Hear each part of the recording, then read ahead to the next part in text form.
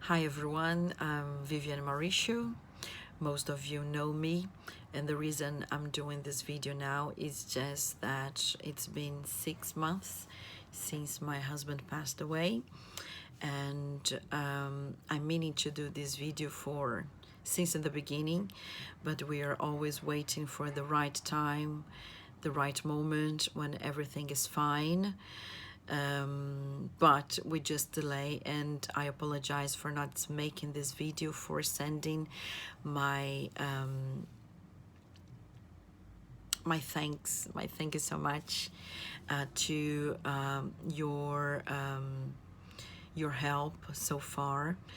And as you may remember, my husband was diagnosed with cancer, stomach cancer, on the beginning of April 2018. And since his diagnosis until he passed away, the only thing that we could say that the Lord has helped us. I used to say that the Lord has rose an army to take care of us, because we received so many kind words, so many prayers, and every time that I have the opportunity to testify how great God was, I like to say that we didn't miss nothing, miss it to us. Nice words, prayers, money, hugs and cuddles, and words of encouragement, and words that saying that too shall pass. And the only thing, and as I said, I'm meaning to do this video to thank all of you that has helped us, that as I said, people that I know, people that I don't know, people from our church, our friends, and our family, where this, nowadays we have this social media, and where via WhatsApp and via mobile and everything else, SMS. So every single opportunity that could be used to spread the situation that we were facing and spread my husband's name, where his name and our needs was reached, we had help, as I said, from people that I know, people that I don't know, close friends, people from our church. So today, after 6 months that he passed away, I'm doing this video to thank you for your help, your support, and I really, really apologize for not doing it before, because as I said, we're waiting for the right moment, for the moment that you are looking better and things like that. But I know that it's my fault, but I would like to thank you. Thank you so much for your help, you that helped us. I may not even know you or your effort to spread our needs at the time, but that's just one thing I would like to say. Your prayers were heard, and your help was received. I like to say, I would like, every time I have opportunity to say, I would like to compare our lives. I would compare myself with the Bible, the widow's olive oil miracle. If you know a little bit of the Bible, you may have heard about in the book, the Bible, it's 2 Kings, chapter 4. And you may have heard about the widow that had a husband, a very nice man, a very hard-working man that was very, very faithful, and a brilliant man to his family and to the work of God, the church and everything else. So when he died, when he passed away, his wife went to the prophet and said, I may, sometimes my English let me down, and I don't use to speak about certain things, especially about the Bible in English, so I may say a few names incorrectly. So he went to the prophet Elisha, or Elisha, I think it's Elisha, and said to him, look, my husband was a nice man, was God's servant. He was very honest and hardworking man, always helping in the, let's call the church nowadays. Let's say that let's say it was me saying that, saying a nice man that was working the church, always helping everyone.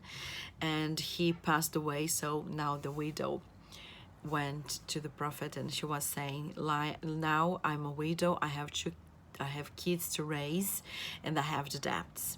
And she was very, very desperate, because at that time, when a person has a debt, it didn't clear off when he died.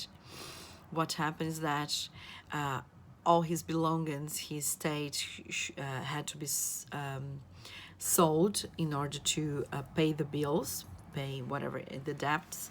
And if this was not enough, his children, or whoever could be, it's more likely to be the children, was going to become slaves to work until the debt was paid. So the situation of this woman was very, very bad. She was in a desperate situation. So when her husband passed away, she had no choice but to go to the prophet and say, look, I need help.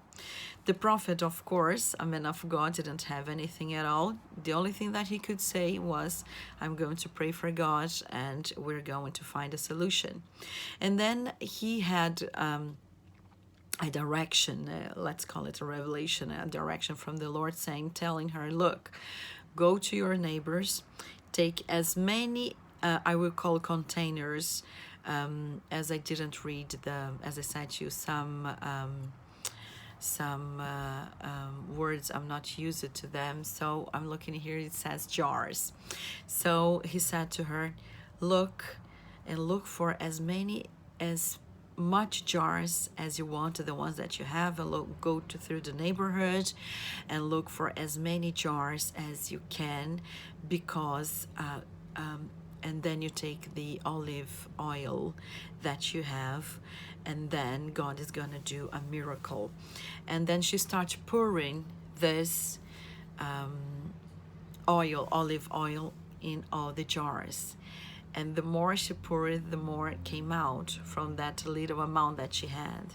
And at the end, she used all the jars that she had, and then the oil stopped to produce. And then the prophet told her, look, now you take this oil, you sell it, clear your debts, and leave, you and your family live off the rest of it. So I compare myself to this widow, because when Paul passed away, we, bless the Lord, we didn't have debit. We have credit card debits, but I had to deal with that later.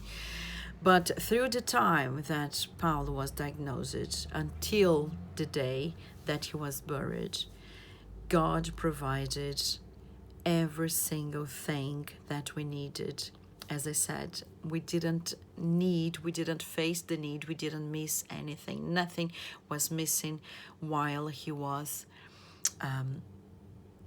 sick, taking some treatments, because when he was diagnosed, as you may remember, the doctors told us that he was diagnosed with stomach cancer, that there is no cure, no operation, nothing could be done to him in order to save him, to make his life better. And we tried some natural treatments, because this is my line of work. And we tried some natural treatments which cost very, very expensive. So, but this time, as I said, God rose an army to take care of us, and we tried these private treatments, and we had to pay rents, to pay bills, and do everything else.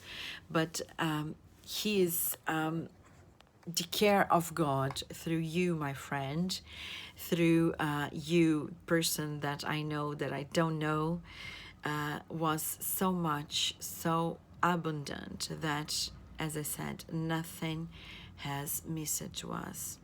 There was not one day that I could say, I would like to do that in order to make, to save his life, or to make his life better, and we didn't have the means for that at the moment we had, because God helped us so much. And even today, after 6 months of his death, God is still taking care of us, of me and Giovanna, with your help, your prayers. As I said, people that I know, that I don't know, that fought with us, and he was buried. And and I like to mention that because if you live here in London, you may be aware that burials here are really, really, really expensive. And because of some beliefs of ours, I felt that even in these circumstances, Paul was honored, because some people decide not to do it because it's very expensive, but we could do that. And one thing that caught my attention in the beginning, when Paul was admitted to the hospital in the 1st of April 2018, he was, while they were investigating, doing the medical assessments, our pastor came to visit us and said to us, he was talking to us, and he said, I was talking to my wife, and I told her that Paulo is going to be helped.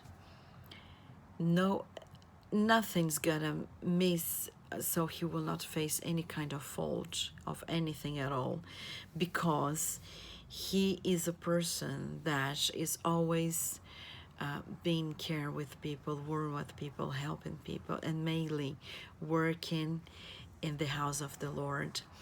And sometimes we do, I don't want to extend, this is just a thank you video, but I can't just say, I can't stress how much we were helped and how important it is.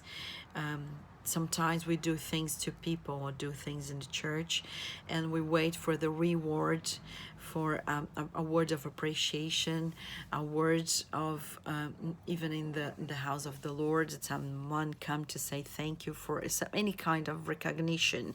We wait these things to happen, but our reward doesn't come from here.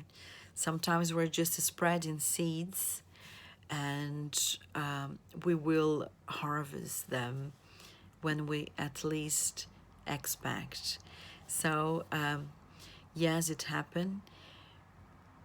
I don't know how many hands were used to help Paul and to help us, but the one thing I have to say for sure, that God was in charge all the time, and he used you, your family, your friends, my family, my friends, our, when I say mine, I include my family as well.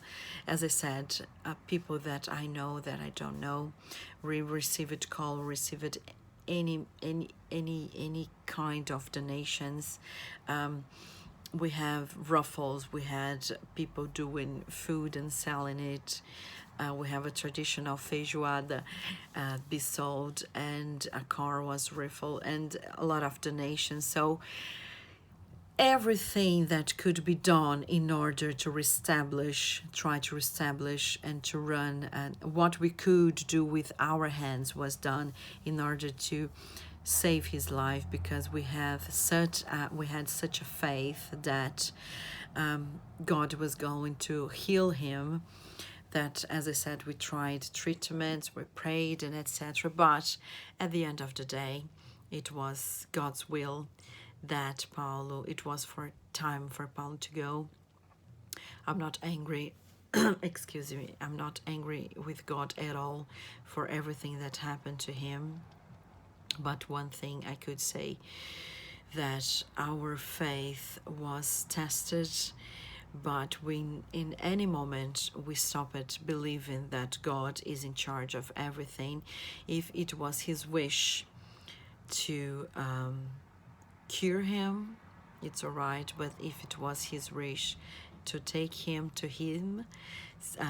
Paulo to himself, so we believe that. That's just one thing that I can say. It's just that I met Paul. We since the time I met him until with our marriage and the day that he passed away. That's just one thing that I can testify.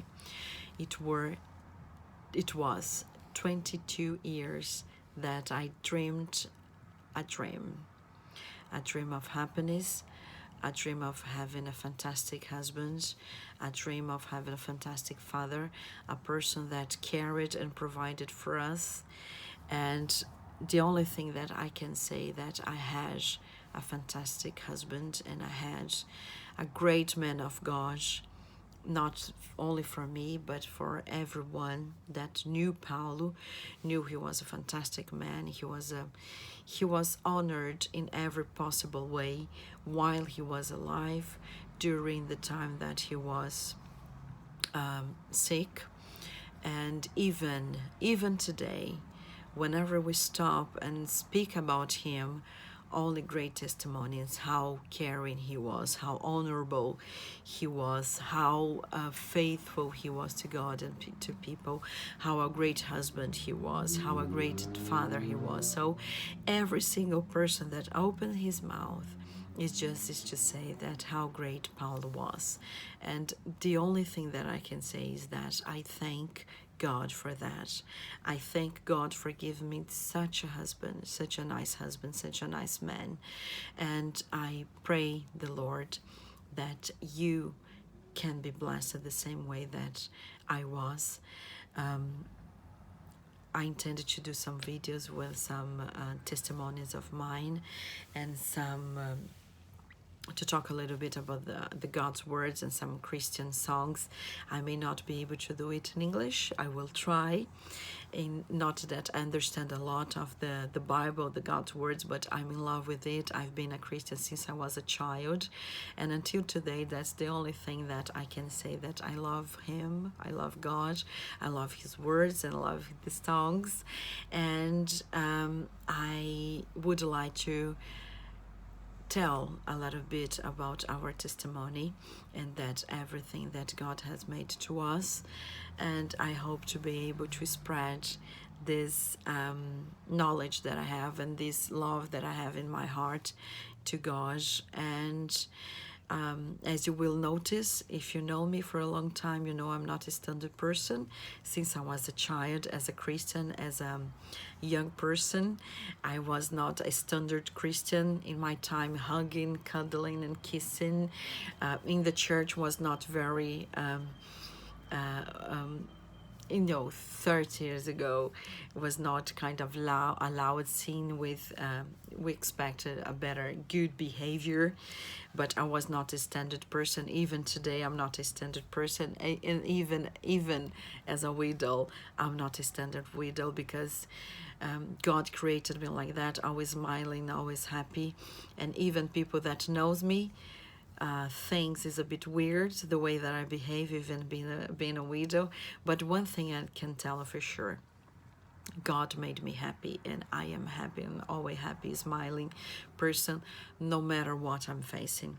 Even when we were facing a lot of this, of course, through all my life, I was always happy and smiling. But as I said, our faith was tested to the limit when Paulo was diagnosed and with cancer, and we faced so sad and very, very difficult moments when the doctors came to say, look, he's dying, call the friends and the family because he's dying. We just kept saying that no, we don't believe that, and know that God is going to do a huge miracle. We were expecting that, and even after he passed away, our faith didn't diminish. We just kept believing and trusting Him, that He knows the better, He knows the best for us. And as I was saying, I'm not a standard widow. I smile, I laugh, because God has been the source of my sorry, the source of my happiness. I have to go because it's been like 20 minutes and the idea was just to do a short video. So thank you very much. I apologize for this delay for after 6 months doing this video, but I apologize for you. But thank you so much for your hugs, your cuddles, your prayers, your help, your donations. I don't know you, I may not know you, but one thing I know for sure: every effort that you did, you, your family, my friends, from people from our church, people that I know that I don't know.